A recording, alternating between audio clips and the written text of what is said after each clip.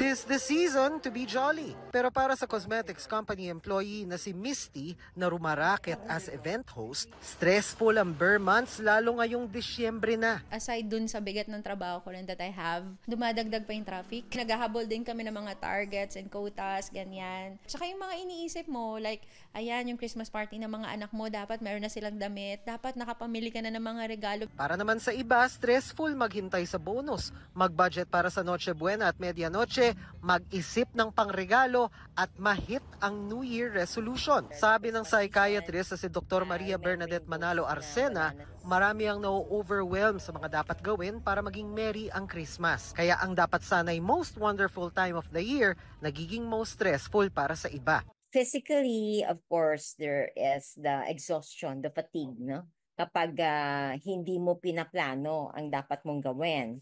Psychologically, expectations can actually create also what we term as gusto natin, ganito mangyari, ganyan mangyari, and then kung hindi siya mamimit, we feel that we failed. Kaya para maging matiwasay ang Kapaskuhan, ayon kay Dr. Arsena, pinakamainam ang pagpaplano tulad ng ginagawa ni Misty. Nakakatulong talaga sa akin ang planning and time management. Malaking bahagi para hindi masyadong ma-stress, huwag masyadong mag-expect sa sarili. Do your best, but expectations should be what? Should be fair and should be honest enough. And don't do things na hindi mo kayang gawin. Yeah, we can make it just very simple. Para sa GMA Integrated News, Dano Tingkungko, Nakatutok, 24 Oras.